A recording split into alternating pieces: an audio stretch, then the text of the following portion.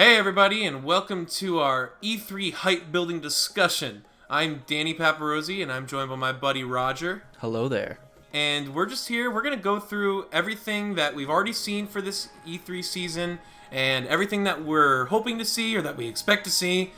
And we're just going to go through all of E3, and just kind of talk about what we're hype about, what we're not really that hype about, and just kind of have a good old discussion. So, to get started, let's talk a little bit about, so I kind of mentioned this, E3 has become kind of a season rather than like the event that takes place June 11th to 13th.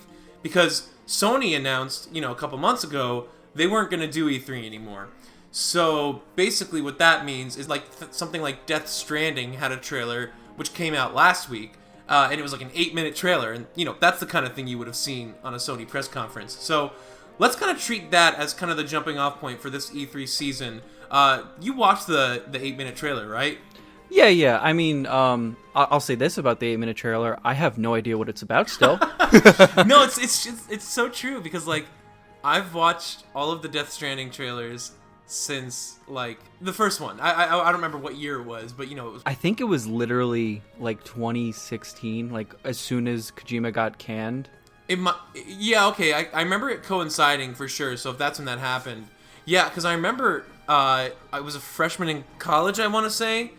And I remember watching E3 with my buddy Garrett, and we watched the first trailer, and all the kind of joke we kept on coming back to was like, oh wow, they didn't even show any gameplay. It's kind of like the go-to sort of like snarky comment that I used to make a lot whenever like a game trailer would come out, and you finish the trailer and you have no idea how the actual game plays. I mean, it's fair. It's still fair because it's like it's not really a gameplay trailer so much as I wouldn't even call it a demo. I would really just call it like, here's some visuals about it, like a concept, like an art concept video. And like, and I guess what's amazing is that like, so again, it's kind of fantastic. We still don't really know how Death Stranding plays. I know less than I thought I did. Well, it's funny because like, I remember back in the day, like, or a couple years ago, like, Kojima went in an interview. He was like, this is gonna be like a third-person action-adventure game. And I was like, seriously? Babies in a suitcase and Norman Reedus and Mads Mikkelsen in like vats of oil? Like, yeah, that's gonna be an action RPG. Anyway, but I think it's interesting just because so many people that I know personally, they're already bought in and like as hyped for this as I am for like games that I care about, just because of how much they trust Kojima as a game maker and a storyteller, and like that's all they need. As a Metal Gear fan, I am 100% ready for whatever the fuck he's gonna throw me. I don't care. Yeah, and eventually when I play all the Metal Gear games, maybe I'll get to understand a bit too. But I'll be honest, after watching that 8-minute trailer, it was crazy, but I had a lot of kind of morbid curiosity. Like, I don't know if this is going to be a day one buy for me, but like, there's a chance I'll pick this game up sometime later this year. And I think they said it comes out November 8th, something like that. A little bit later. Somewhere like, towards the end of the year. I don't know if I'll buy it day one. I'm kind of, as I've evolved with games, I've more or less made decisions based on seeing gameplay and like actual footage rather than just like, okay, what are they selling me on? Right. And dude, but you can get the collector's edition with the baby in a suitcase for like $200. Man, so, that's some value right there. I gotta get that. So now it's a day one purchase, right? Absolutely. All right, so yeah, I mean, it's kind of hard. There's not much we can really summarize because we can't even describe Death Stranding if we wanted to. Yeah, like what am I reacting to? Yeah. So let's move on to the next kind of big thing that happened, and as we're recording this, this morning actually, there was a Pokemon Direct, which kind of really blew out into Pokemon Sword and Shield for the first time, and it was really cool because they announced this alongside sort of a press conference which happened last week. The press conference last week had like a cool things that hardcore fans, they care about, like Pokemon Home, they can transfer all their mons now. Pokemon Sleep, who the heck knows what that is, whatever. And then Detective Pikachu the 2, shirts. Great. And the shirts are cool. But then they were like, okay, but what you really want, that'll be a week later. So we got that 15 minutes today, and so just asking you right now, gut check, what was your like raw feeling about that Direct?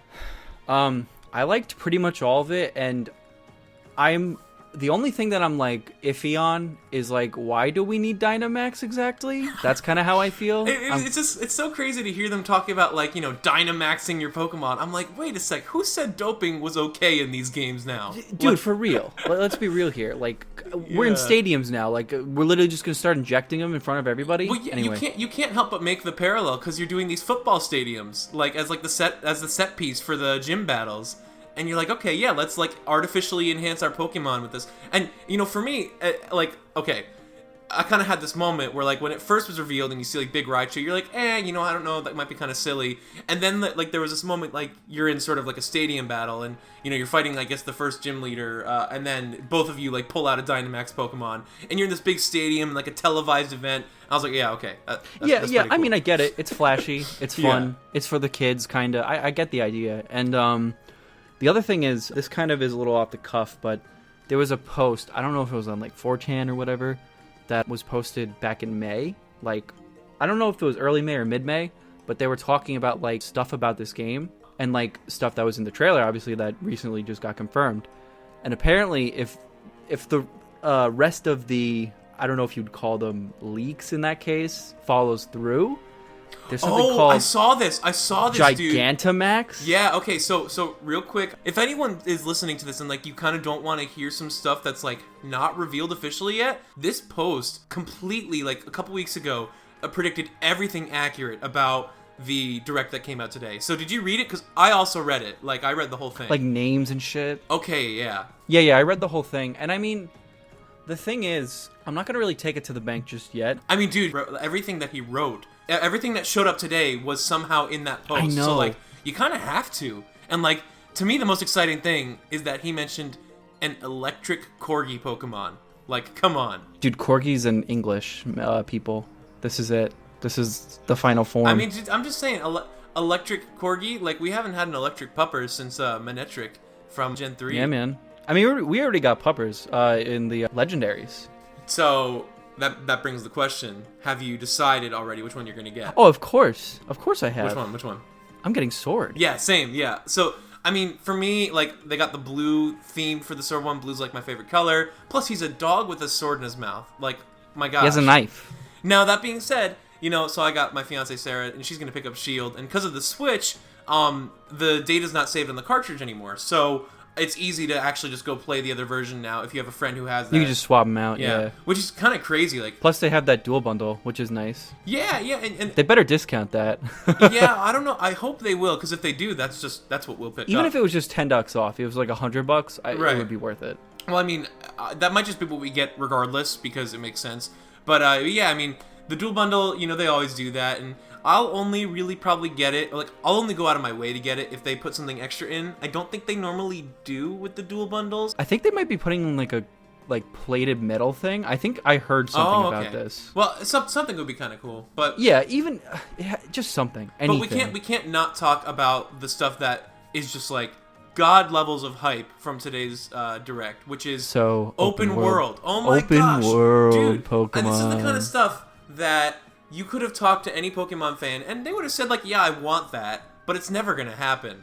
Like, giant open-world fields in a Pokemon game. No one, I don't think, really believed that would happen. I don't know. I personally didn't think that could ever happen. Well, guess what? I mean, yeah, it's just so crazy. Like, I remember when the trailer first started, like, I was texting my friends who were watching it, and immediately I was just like, I was texting it, and I was like, wait, like, am I right? Like, is this actually what it looks like? Is there going to be 3D camera control, whatever? So, it's kind of cool. It's called The Wild, which it makes sense, and I feel like it's a very obvious sort of harken to Breath of the Wild, which, open world Zelda game. It was revolutionary. So these giant open world expanses, which, if you look at the map of the Galar region that was released a few months ago, you can actually see the locations in the wild that were shown in the Pokemon Direct, and so you can really kind of tell. It's this giant interconnected thing that goes through the whole continent. And there's even a good amount of the map we haven't seen yet, so there's probably even more that we haven't really seen what the wild looks like. But it's really cool. I'm so glad that they brought roaming Pokemon back from Let's Go, personally. Yeah, it seems to be kind of like an option thing, or like split or whatever. I'm not really sure about the whole mechanics of it yet, but as someone who that's like my favorite thing from Let's Go. Yeah, I'm really glad that they're doing it in some capacity. I think that was the most popular thing about Let's Go, just seeing Pokemon in the wild. It's just so good because the thing that I always hated as a kid was when you're sitting in the grass and it's just like you get the flashing animation, you gotta wait. Okay, is it the Pokemon I want? No. Okay, I gotta run away. Right, okay, go. Right. Like it's really tedious and mundane. And when you just see them, sure, like it's mundane. It's gonna be mundane if you're still looking for a Pokemon. But at least I can see him. At least I can make the choice. It's just kind of like crazy to me that. Because, honestly, when Let's Go happened, I talked to you and a couple other of my friends and my sister who loves these games, and a lot of the sentiment I heard was like, I really hope that they bring this back for Gen 8 or the next game. And I was just like, man, I just don't see it. Because, like, my logic was... It's a lot of work. Yeah, exactly. Because with Let's Go 1, they kind of had the argument of, like, they only had to make it for the original 151. Or, like, the models that would appear in the wild. And so that kind of made sense. But then it's like, well, if you do it in any future generation, and, the average size of a regional dex nowadays is, like, anywhere from, like, I guess, 300 to 500 Pokemon? I don't know how much, but, I mean, then assuming, okay, national dex, are you just going to ignore that? Well, but, I mean, like, in the actual Galar region, they only have to show a certain amount of Pokemon. Oh, of course. But I'm just saying, like, if you wanted to have roaming Pokemon... Plus, I know that we're not getting following Pokemon anymore. Right. Which I know a lot of people will be bummed about that. A little bit of a rip, but whatever. Yeah. Well, because so many people, that's, like, one of their favorite features in the series. It just, like, personalizes it. Yeah, yeah. And I guess I hope that they still continue doing Let's Go as sort of its own side thing. And they kind of, like, let all of the casual features of the Pokemon series sort of, like, live in the Let's Go side of things, and then they can kind of make the core games a little bit more tailored to the people who are in their 20s and 30s still playing these dang stupid Pokemon games. Yeah, dude, like, that's the one thing, that's going to be the ultimate barometer for this, is, like, how much of a challenge does it facilitate through its gameplay rather than, like, I have to, do it through myself. Yeah, because you and I have talked a lot about this, having to sort of go out of our way to make the Pokemon games more challenging. Which I understand. They're kids' games, of course they're not meant to be challenging, but, like, I don't know. It's one of those things where it's like I can understand the logic, but I can also understand the logic of, well, can't you just make an option for the like big demographic of people who want a challenge? Yeah, and it's weird because there's like the one example of hard mode that they've done, but it was like for Gen 5 and it was only in black version and you had to beat the game to do it at all. And also it was Gen in 5 white was version too. Oh, I think okay. white got hard and then black got easy. Oh, I flipped it up. I thought and it then was, you had to beat easy or hard and then you would get the other one. It's like, who wants an even easier Pokemon game? I didn't know that, so I've learned. But yeah, I mean, the fact that it's kind of like weird, it's not just like a feature of the game that you could just have. You kind of have to like go out of your way for it. To beat the game. Or you like, have to literally beat the game. It's or like there's no point at that point. Yeah, yeah. Or like depending on what version you got, you have to play the easy mode before you play the hard mode. Like yeah. And I think weird. it was black. It might have been white to be fair, but one of them you get the easy mode first, and then you have to beat easy mode, which is like, yeah, great. Let me just beat easy mode, which is like, I already beat normal. Well, also Gen 5's base difficulty is pretty good, you know. It's pretty balanced already. So like, you know. Yeah, I don't remember being like, oh, this is a freaking cakewalk. Like, right. Let's Go. I mean, Let's Go literally just brings you along and is like, hey, you want to beat up everything? Yeah, let's do it. Let's Go really fought me when I was trying to make it as hard as possible. I remember talking, because you played it a lot before. I think it was because I also got my game a little bit later than you and I was like working. Uh-huh. And I remember talking to you and you were like, you can make a challenge, but you have to really go out of your way. And I was like, I basically talked to you. I was like, well, how many Pokemon are you catching? Because I knew that was like how you get experience. Right. And you were like, not a lot. Like, barely any. Like, I'll catch one if it's new. And I'm like, dude, I love catching Pokemon, though. That's my shit. So, yeah, I was catching one of everything. And that was, like, all you would do. Yeah, you would catch one, and then, like, if you saw another one, or if, like, I guess if you saw a shiny, obviously, you would catch it. Of course. Anything else, you were just like, I'm just not going to bother. I'm not going to get any candies, because candies made it easier. Well, I mean, so I didn't end up using candies until the post-game, because I was trying to do the Master Trainers. Oh, that and Mewtwo. Mewtwo actually was tough. Okay, Mewtwo was actually really a fun post-game challenge. It was, and I remember specifically being like, I'm actually significantly having a hard time with this. Yeah, me too. I got so lucky, dude. My Nidoking, what's the really good bug type move that it learns? Drillhorn or whatever it is. Megahorn. Yeah, it learned Megahorn, and so Mewtwo completely outclassed my party, which was a really cool feeling because like that's how it should be. and you can't throw the Master Ball right away. You got to beat it first, which I really love that mechanic too. I'd love to see more of that. That is another thing that if they implement into Sword and Shield, where it's like if you're having a really big battle with like a wild or a legendary or whatever, and then you have to weaken it first. Yeah. Like you have to beat it. See, I would like it if it was beat it and then you throw your stuff. Because then it would kind of take the I guess there's a kind of like nuance and challenge into getting it just right and putting it to sleep before it dies. I don't know. Right. It's like fishing. It's kind of like fishing or something, you know? Yeah, it's like you need to have like a certain touch to it instead of like, oh, I can just barrel my way through this and then catch it. Well, you know, I do think they confirmed in the Direct today that that's how it works with the Dynamax Pokemon that you catch. You have to team up with a team and then you got to beat it first. Yeah. And then you have a chance to catch it. Well, anyway, so Sword and Shield looks amazing, and honestly, we haven't even talked about Nintendo's like E3 Direct, which is going to happen next week. Sword and Shield, though, last thing, very cool thing. Champion is dope. He has a Charizard, so he's already cool in my book. I thought he looked stupid until I saw a Charizard behind him, and I was like, yeah, okay, he looks cool. He's got Charizard. I have to respect this man. And then for sure. The second thing is the cool dynamic that your rival is his little brother. That's cool. Yeah, and we've talked a lot about this. I really hope that they give him something of kind of an engaging character arc, because we need one from a rival in this series. Yeah. I think I said this to you, and I believe I said it to like my sister or something. I would like to see if they go not necessarily edgy, but like they give him like a negative character growth where it's like, you know, obviously your character is going to be the one to eventually take down his brother and stuff like that, and he kind of is realizing that maybe you're kind of fated to do it, and he starts getting salty. I would like to see that. I don't think they will. I think that's kind of like a long shot. Well, I mean, they say his thing is he wants to become champion like his brother, and you know, as long as they don't make him become like a whipping boy for you, because what happens in the last couple gens is you beat your rival enough, and then finally they're just like so good. Yeah, they're so like, oh, you're so good. There's no way I could ever beat you, but that's okay. I'm just cool with it. And like, I'm trying to imagine like if like the roles were flipped and I couldn't beat my rival character, I would never be like, oh yeah, I just can't beat Blue in Gen 1, but that's fine because he's the real champion. I'm just gonna turn my game off when I get to. When did that start being a real problem? Gen 6? Yeah, I think that's kind of the first time I felt really bad noticed in Gen it. 6. I remember that because I remember like I think I don't know how Caleb was because I don't play as a girl, but I know that Serena in that game, when you beat her, she'd always be like, oh, you're pretty good, and she'd be like kind of solemn and be like, I feel kind of fucked up for doing this. Right. Like I didn't feel good. I mean, I didn't feel bad necessarily, but it didn't feel satisfying because it wasn't like I was just there was no reason. Right. I need a good reason. So like having a friendly competition between you and the champion's brother sounds good. Yeah, that sounds like a good premise. I love the fact that just like you said, I love the premise. I love that he's the champion's brother. It's interesting. We haven't really seen something like that since I remember Barry in Gen 4. I think he was related to like a frontier brain or something, but like that's not even close to this. Yeah, I mean, who cares? Yeah, it's true.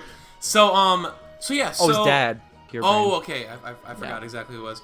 Anyway, so it's all cool stuff. Again, we haven't even touched on Nintendo's actual E3 Direct yet, but I think it's safe to say that like the Switch is gonna move a lot of units this November. Like, oh yeah, dude, it's Pokemon. It's Pokemon. I don't care what kind of Pokemon it is. I mean, even Let's Go was able to sell tons of Switches and move millions of units. So like Sword and Shield, the open world, the Pokemon look great. You know, it's a HD console Pokemon game. Everyone wants it. Everyone's gonna get it. So it'll be great. I mean, the biggest complaint I've heard is the box art looks. I'm like, whatever. If that's your complaint, you're gonna get it. I mean, yeah, that stuff often is you know, not something that I really worry about. Plus, like, to me, I'm like, yeah, it looks cool. It's a blue doggo on a cover, whatever. And like, people don't like it, that's fine. But at the end of the day, that's not gonna stop anyone from buying it. Of course not. Like, when I buy a game, I'm like, this has terrible box art. I'll never buy it. Right. So, moving on, E3 kind of formally kicks off, in my book, when it comes to Nintendo's presence and kind of like companies doing stuff this weekend. So, a few things going on this weekend. Yeah, June 8th, Saturday, 2 p.m.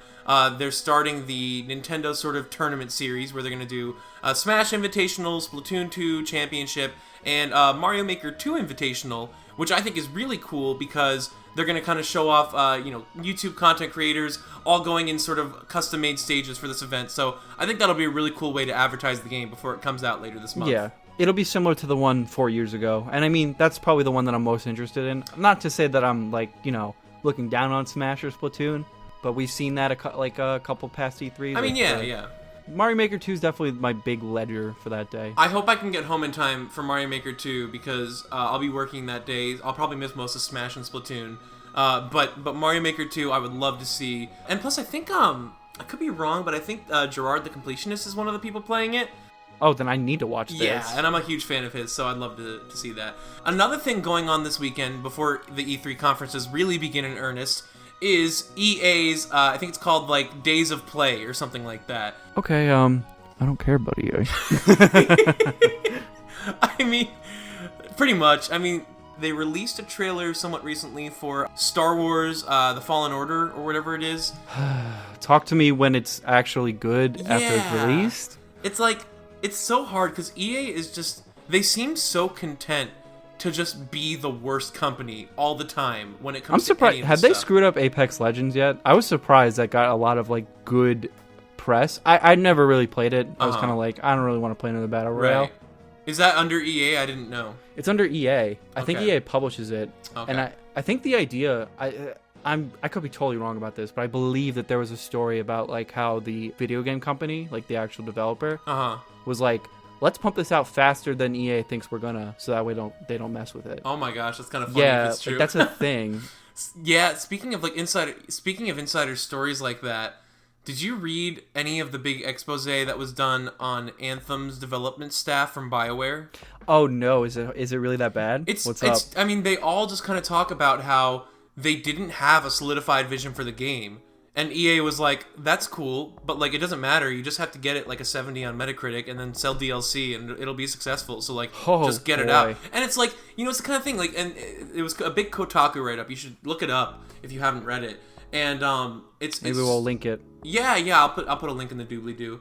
But it's really just the kind of thing where it's like, you read all of these things from, people who worked on the game, and they're just talking about how EA would say, no, that's okay, you've got the BioWare magic touch, so if you just put it all together, it'll come together in the last minute. So, like, the E3 trailers that they showed for Anthem in the prior years, they were totally pre-rendered, they had not actually solidified a direction for the game at those points, and, like, stuff like the jetpacks or the flying, they weren't even going to have that as a feature in the game until they just decided, like, the week of the E3 presentation, let's put this in, kind of like for wow factor, because, like, these developers were under, like, this iron fist of EA being like, you gotta get this game out ASAP. Oh my goodness. I mean, the thing with Anthem was, I never really had it on my radar. Okay, the reason why in the beginning of this I was like, who cares about EA, is because back when I was significantly more innocent with EA, and I bought their first version of Star Wars Battlefront. Oh my god, dude. And I played that beta, and I was like, oh man, this could be really good. I could have fun with this. Oh, interesting. Because I played the beta, and I was like, this is good. I mean, like, of course, hindsight is 2020, and it's like, okay, you're playing on one map. You're not going to really get much out of it. They didn't really... I don't know if at the time we knew there was, like, 0 single player and stuff like that. Right. But even then, I was like, this could be great. It'll be great. It'll be balanced. Whatever. I wanted a good Star Wars shoot 'em up. And I pre-ordered and I bought into it after playing the beta, and then I remember playing that December after I got out of school, and I was just like, this is bad. Yeah, dude. I mean, it was kind of a similar thing for me. I totally was ready because I loved Star Wars Battlefront 2 as a kid on the PS2. That was like my thing. And I played the PSP Renegades Squadron, or whatever it was called. 1 and 2. Yeah, I love those games. I played 1 a bit, but 2 was like the one I really got into. And I love those games. So whenever EA kind of showed it off at, I guess, E3 2015, I was like, look, I'm going to buy this. I'm going to try it out. I bought it day 1 when it came out for the full price, $60. And it was like an hour of playing when I realized this is an unfinished game. Like, not necessarily unfinished. It's locked behind more money. Well, there you go. I mean, because I say unfinished because there was like, okay, if you want to play all of these things, like Battle of Jakku, that'll be based on Force Awakens, stuff like this, you got to buy the season pass. And then this stuff will come out. So it's like, okay, I just spent $60. How much is the season pass? Something like $20-$30. And then you can, like, get some of the content that you actually want to play. And it was just, like, ridiculous. I just think of it as... I don't think of it... the reason why I guess we have a little disconnect there is because when I think of not finished, I think of stuff where it's like Sega not finishing a game. Sure, yeah, like buggy, unplayable, right. Yeah, like Sonic. So like, the EA finished something, it just, they didn't actually sell much Yeah. They sold me on more than I thought I was getting. And then I don't know about you, but I remember when they showed off Battlefront 2, I had this moment of like, oh, they listened to all the complaints and it's all going to be better now. And then it was just like, not at all. I did not think that. I remember specifically talking to you, and you were like, you were kind of like giving the benefit of the doubt, and I was like, they fucked me so hard. I was just like, you know what? I don't believe this. Right. I didn't feel vindicated. I felt kind of bad when I was like proven right ultimately. I mean, yeah, we don't want EA to suck at the end of the day. Yeah. I didn't feel. I wasn't like. When it sucked, I didn't go to you like, hey, Daniel, look how much it sucked. I was like, man, this is bad. And then the like credits thing, I was just like, this is horrible. I'd never even touched the game remotely. I'm glad that I held off and didn't buy it because I know it would have been just as big of a disappointment. If I'm going to be honest, EA games are probably, well, specifically Battlefront, but I guess EA as a company is the biggest reason why I do not really pre-order anymore. Like, I just genuinely think I'm going to wait. And I usually don't buy day one. I usually wait because I'm like, I want to see what happened first. Let me see what the product is before I actually go out there and get it. Sure, yeah. And I really don't like, because EA's, they're huge, you know? So many people buy their games. And so I don't love that they kind of set this standard. They go out there and they say, yeah, we can release games that don't have like half of the content that they should have and just sell it season pass and stuff like that. Because, you know, for me, I pre-order like every Nintendo game that I want. Nintendo's my one exception. Yeah, because I sort of have this like consumer brand loyalty with Nintendo for like my whole life of just having fun with their games, you know? But anyway, I think we've dumped on EA long enough. Real quick, let's talk real quick about Sony, because they're not having anything. They just did their State of Play last week, not last week, a couple weeks ago, and we'll get into some of the things they showed, like the FF7 remake trailer. That's more of like a Square thing. Yeah. It's kind of interesting to me that Sony decided not only that they were gonna stop doing the press conference and kind of do like a direct video presentation like Nintendo, but that they didn't even do the presentation during E3. They did it a few weeks before. That was kind of surprising to me. Yeah, it's a little weird. I guess it's because companies are viewing E3 less and less favorably. I don't remember why. I know there's a reason that companies are kind of like... It's so expensive, I think, and it's not, and it doesn't necessarily profit them. Because like you could put on your own event and you would get the same amount of press. Yeah, well, because Nintendo kind of figured that out in, I don't know, 2013 or 2012 or something. With the directs and the treehouses. Yeah. Well, because Nintendo, they did these elaborate press conferences, and I think they just kind of realized all they had to do was have good video presentations, because E3 used to be, 20 years ago, specifically for stockholders, or like business people, or like investors, like it's people that didn't actually worry about playing games necessarily. They just needed like good press and like to be sold. Well, yeah, they wanted like pie charts and stuff like that, Yeah. But nowadays, the internet, the world tunes into E3. And we just want to see games. We want to see new games. That's our big thing. I feel like something could replace E3, maybe, but I don't know if that's a very big question that I do not have an answer to. Well, I like the idea of E3 just being a time of year, because I like it as a time of year. I would like it to be in a centralized location, if you know what I mean. What do you mean centralized location? As in, like, I would love for all the companies to kind of like, shake hands and be able to play nice and throw on a big event in the same like venue. Yeah, no, I see. I totally see what you're saying. I mean, in general, like I think that would be cool. Yeah, and I liked stuff like the Game Awards last December when you had like the three big executives from Microsoft, Nintendo, and Sony. Oh, they walked out on the stage. Yeah, it was cool, and like more of that kind of like stuff. It would be really fun for gamers to like see. Like we're all gamers. Yeah, exactly. But yeah, I mean, I just love the idea of E3 being a time of year, because it's always been referred to, I think, very accurately as Gamer Christmas. Because it's really just this time of year when Santa comes by. Yeah, says, it's magical. Stuff. Like everything that you've been like thinking about, like, oh man, what's the next game and my favorite franchise going to be, whatever. There's a good chance you'll find out at E3. So it's always been so exciting. So can't wait, man. Even though Sony has bowed out of the press conference, I'm not worried about that, because like I'm not really tuned in for the spectacle of it all. That's not really why I'm there. Oh, the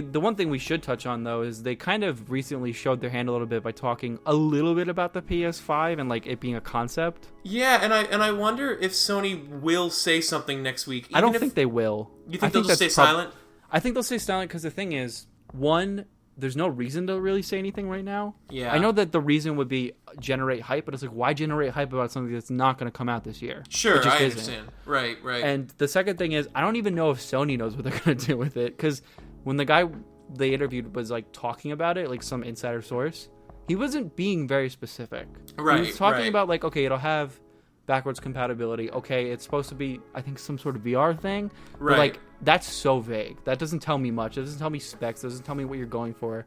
Yeah, like, I don't know. I think it's really cool that it'll just basically it'll have the backwards compatibility with PS4, all the PS4 games. That's very nice. Yeah, and I like that because I didn't buy a PS4 Pro. Me neither. And I was kind of kicking myself for a while because when I saw my buddy's PS4 Pro, I was like, oh no, I think I would really appreciate this for some of the games I really love. But now that I know a PS5 will be like better than a PS4 Pro, at that point I can just enjoy all the sort of souped up features. Like, I never really bought into 4K that hard. I don't have a 4K TV still because I just have no use for it. For me, it's not about 4K. It's about games being locked at 60 that weren't always. Oh no, locked of course, at 60. no. I get the idea. I'm just saying like a big selling point of the PS4 Pro and the Xbox One S was that they could play in 4K. Right. Well, anyway, so who knows what the PS5 when we'll see more of that. But this is kind of a good segue into Microsoft's conference, which will be on Sunday, June 9th at 4 p.m. That'll sort of be the first traditional conference of this E3. And I guess the first question I want to ask is, do you think they'll show something at all as an answer to the PS5? Nope. Don't think so.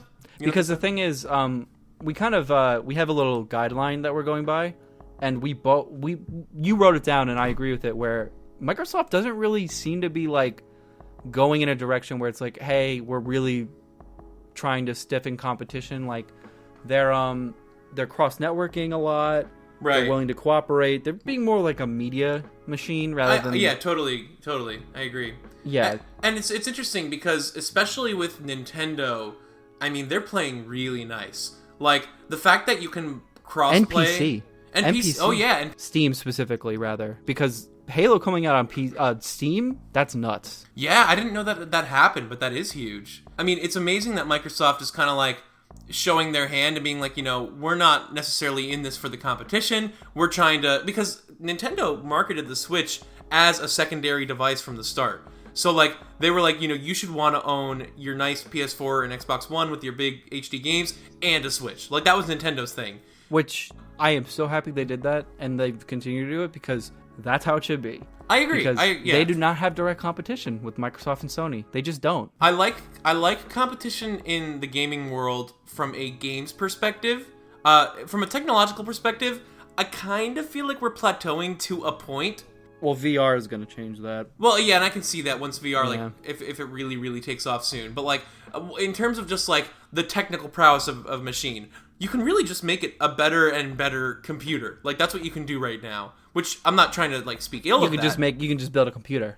Yeah, exactly. You could. For more money, you could just build a significantly better computer. The problem with PC gaming, as someone who has invested a little bit into PC gaming, is that, yes, there's plenty to play. The problem is that you don't get exclusives. You don't get the big games that like everybody talks about. Like, I can't play Uncharted on PC. I can play Halo now, but I can't play a lot of things. Right.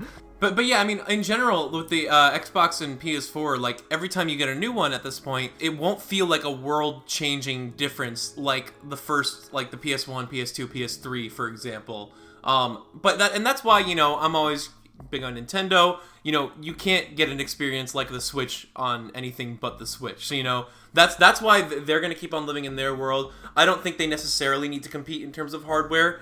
Microsoft... Yeah.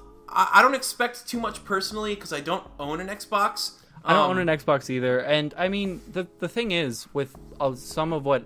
Actually, I would probably say most of what Microsoft is going to show off, rather. You could probably play it on a different system or even on PC. Yeah, that's another problem is that if you're specifically looking for Xbox news, you might not really get that much. Well, yeah, and I mean, like, most of the reasons that I would have wanted to own an Xbox One, I could have always played it on my PC because they had that Windows cross-platform thing. But like, Cuphead just came to Switch, like, stuff like that. That's such a good game. Yeah, but it was kind of locked behind Microsoft before. And now they're playing nice. Why not? It's so good. But anyway, so one last thing about Microsoft, then we can move on. I know a lot of people really care about Cyberpunk 2077. Well, that's also on PC. Oh, is it really? Yeah. Well, but I know it's kind of like associated with Microsoft Conference at all and stuff like that. Of course. So maybe we'll see something there. I'll watch. I'll be there on Sunday. I'll check it out. I'm interested. And, I definitely like the setting. I remember seeing the trailer last year and being like, "This is pretty good." I think that little demo. I remember watching the trailer. It looks like something that looks really cool. Not really my personal thing, but if you're excited about it, yeah, I might not personally play it, but yeah, like you just said, there's definitely a crowd that this is like right in their wheelhouse. They're gonna be like eating this up. Exactly. So skip forward to Sunday night, and we have I think around 8 p.m. Bethesda's press conference, and there's a lot of stuff here that could be huge Bethesda. Because I know that they've done some things that weren't like super popular or whatever, but I know Doom and Wolfenstein have been pretty consistent. Of course. I know that there's a new Doom game, I think Doom Eternal, that they're going to probably show off. But the only thing that I think we really should talk about, will they show off Elder Scrolls 6? They have to, in my opinion, because they teased it last year. Because there's kind of a formula to the E3 time of year, which is if you're going to show something off one year, you can't, or at least tease it, you really can't shelve it for the next year. Yeah, because for sure. look at we're going to talk about Final Fantasy VII later, the remake, but like when that got shown off and there was barely anything, you kind of had the expectation, okay, maybe they won't show anything next year. That still pissed people off, by the way. Yeah. And then when we didn't get much in 2017, people got pissed off. That's a very Square Enix thing to do, by the way. Of course. Yeah. And I mean, like, it doesn't matter how many times they do it. I'm just saying, in general, a cardinal sin of E3 is if you're going to show something one year, you're going to have to show more the next year. For sure, yeah. So they're going to show E6. ES6. Yeah, I think so. And last year, I mean, that they only showed like a visual of like water and a landscape with mountains and stuff, right? That was pretty much it. Yeah. I'm not saying it's coming out this year, they're gonna have demos. I'm saying they need to show me more about what this is gonna be. Like how Cyberpunk had that nice trailer last year. Like it wasn't coming out last year, right? I think any fan of Elder Scrolls would be more than happy to just know more than we know right now about this game, for sure. Yeah. As someone who's played the last three and loved, I love 3. 4 and 5 are good in my opinion. I have played Elder Scrolls games in my life. I have never really gotten into one, and that's not because of the games themselves. It's just I've never really carved out that time in my life. So I'll probably change that this year with Skyrim because we have it on the Switch. So I'll give it a try. Because, I mean, it looks amazing. I've watched Sarah play it a lot, and it looks fun. I mean, I see her play, doing stuff like fighting dragons and exploring, and I'm like, this looks like the kind Bethesda of game. needs something good, because last year they really screwed up with Fallout 76. That was so unpopular, Fallout 76. It just wasn't good. As I played, so I liked the Fallout series. I did not play 4. And I didn't play 76. I played 3, and the thing with Fallout is that when you talk about it, it's a little weird because I played the Fallouts before Fallout 3, which was 1 and 2, obviously. But the thing with Fallout 1 and 2 is that they were 90s games and they were completely different things. They weren't by the same studio. Interesting. Yeah, completely different thing. And so when you associate those two, it's kind of like, Fallout 3 and 4 and New Vegas, they're like spiritual successors to that game development studios kind of like thing. Right. But it's not the same. New Vegas was great. New Vegas was probably the best Fallout that Bethesda's cranked out. And the thing with 4 was, I never played it, but I do remember people really liked it back in, I think it was 2015-ish. I watched my roommate at the time play Fallout 4, and it looked good. It's not really my thing necessarily, but I mean, for what he wanted, I think he really enjoyed that game. Yeah, he was a fan I do know that people do not like the fact that it kind of watered it down. And the problem is the general direction of Bethesda with Fallout is that they keep watering it down. Like in Fallout 3, there was perception checks and very detailed answers and ways that you can go about things. And in Fallout 4, the problem was it was kind of like a yes, no, maybe kind of a thing. Oh, instead of I remember that. Yeah, that was a little had some backlash. So if you wanted a deeper thing, and then Fallout 76 obviously was a multiplayer thing, and it was horrible. I remember so many people were really unhappy with that sort of, I don't want to say direction, because it seemed like its own thing rather than a new direction just for the franchise. What they shoved out there. But yeah, so I mean, you got Elder Scrolls probably as the main thing that everyone's going to be expecting. So we'll have to find out Sunday if that's we'll see what happens, basically. Yeah, we'll see what happens. But I always enjoy seeing Bethesda's press conferences because their games are always so interesting looking, or like really huge and beautiful, or they have this interesting concept. I mean, I don't think anyone can see like an Elder Scrolls trailer and not get excited, you know? So I really hope we see something new about that. Yeah. But then after that, at 4 p.m. on Monday, we have Ubisoft. So, I really enjoyed the last 2 years of Ubisoft press conferences, and I've never really cared about the Ubisoft press conferences before that. But 2 years ago, they showed off Mario plus Rabbids for the first time, and the game kind of got leaked in 2017, and everyone was already kind of crapping on it on the internet. But then they showed it off, and the game looked damn good. And then it came out later that year, and it was amazing. So that was really cool. And then last year, they showed off the sort of combination with Starlink that had Star Fox characters in it. I played Starlink. I did not, but it was yeah. It was fine. I mean, it is not the kind of game that I'm going to sit here and be like an evangelist. You're not going to defend it. You're not going to die on this hill. I'm not going to. Well, that being said, all I really have to say is, it's fun. The Toys to Life thing, it was a big whiff. It was a big missed opportunity. Like, I mean, they thought that there was a market there for that, and I think there was a lot of fatigue over Toys to Life at that point. Yeah, with the whole, like, when was that really big? With Skylanders and stuff? Yeah, Skylanders, and then kind of with, like, Amiibo and, like, the mid... Disney? Yeah, like, 2013, 2014. Yeah, that's when Disney Infinity was huge, too. Yeah, So anyway, Toys to Life, I think Ubisoft really just kind of had a big swing and miss on that one, which, they don't really have anything big this year.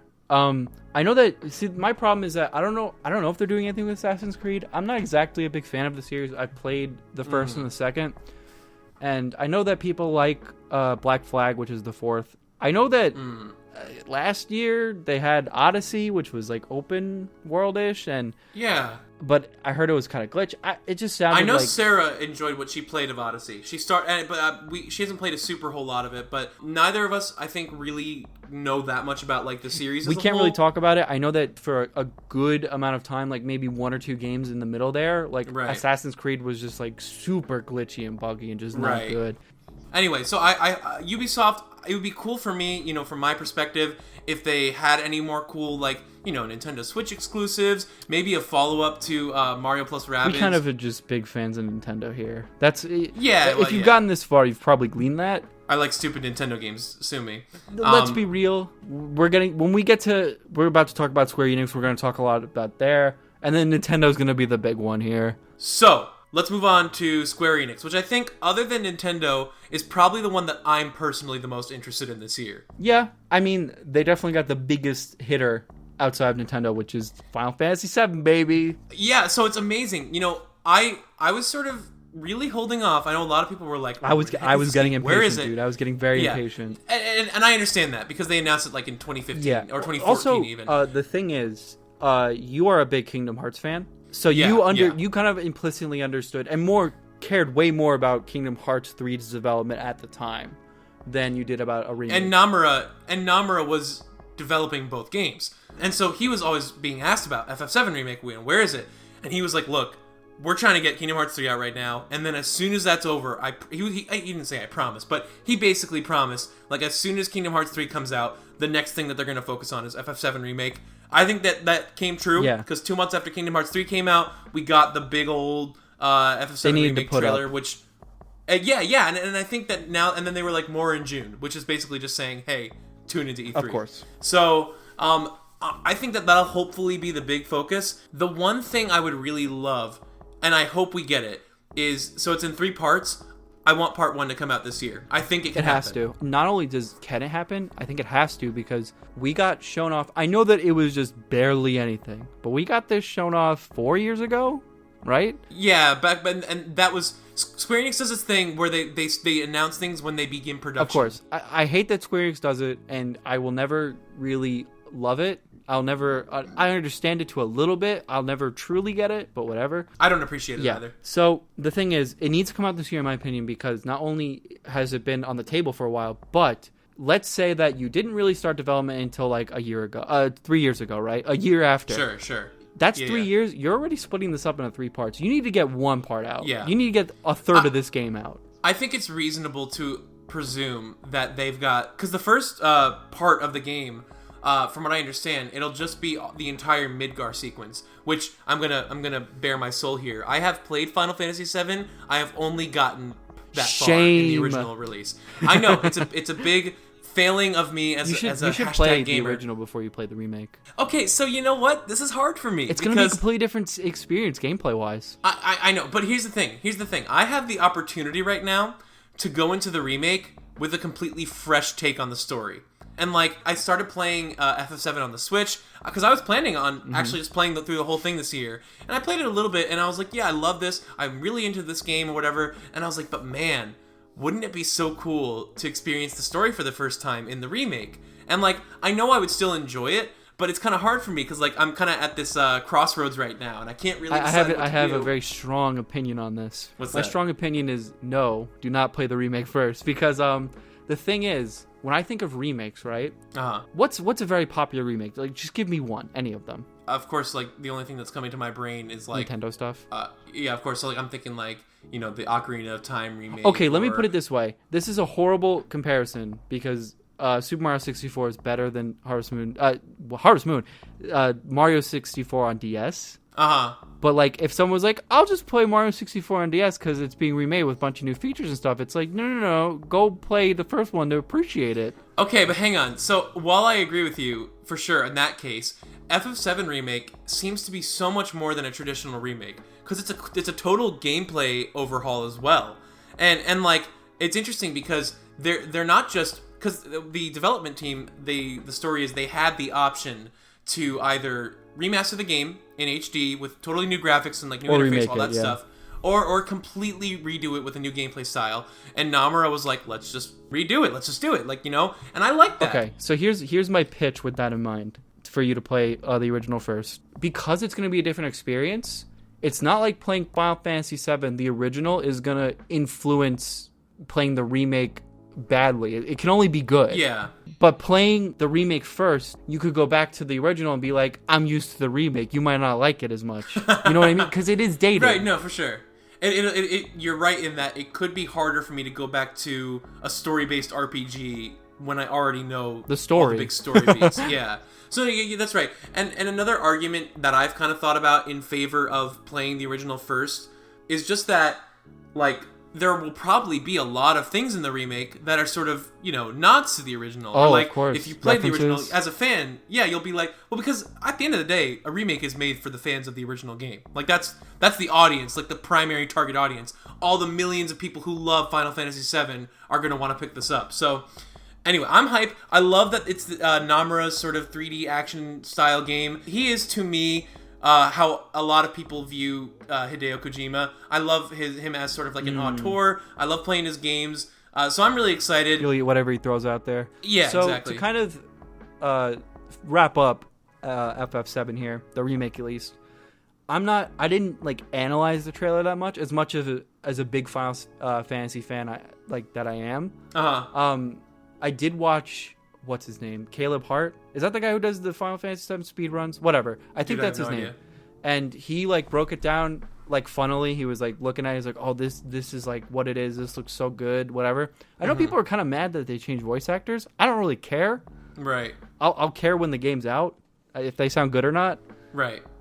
That's about it. I know that as far as Square Enix goes, kind of talking about Nomura, you have a big want from Square Enix. Oh yeah. So in my big Christmas E3 wish list, I would really, really love some big reveal of the Kingdom Hearts 3 DLC I know they're working on. They've announced it, so it's kind of cool. I won't talk too much about it because I don't really know what it could be. But they said it would be a story expansion, so it won't just be sort of cosmetic things or anything like that. They'll actually have like a full playable story segment that kind of highlights moments from the story, helps fill in some gaps from the story, and knowing Nomura, it'll probably ask as many questions as it answers. So anyway, I want that. I've been on the Kingdom Hearts ride since I was 10 years old, and I'm just ready for that ride to continue. I'd love a new world or two, new plot scenarios, and then they said in an interview that the secret bosses for the DLC are being designed to make players cry. And all I can say is yes, please make me cry, Nomura-sensei. I am ready. Of course. So yeah, so to wrap up Square Enix, the only other things I could think about that they could possibly show, maybe new Dragon Quest or Final Fantasy, and then maybe a follow-up to the team that made Octopath Traveler. Which, this is just speculation. That's completely like, what else could they throw out there? let's be real, Final Fantasy VII is big enough to like ride on its own, really. Sure. If they really want to, they could just be like, especially if they're further along in the dev cycle than we think they are. Right. If they are, that could be a blowout like performance where they're like, look at all this like stuff we have done. Right. That could just be their whole conference. You know, you bring up an interesting point because like they've already got a big Final Fantasy focus for this. Why would they announce the next iteration? As for Dragon Quest, I know really play it. Never have. Yeah. Well, I'm really excited about Dragon Quest 11 coming out on the Switch this year. I will play that through. I know Dragon Quest. I played Inquisition. That was about it.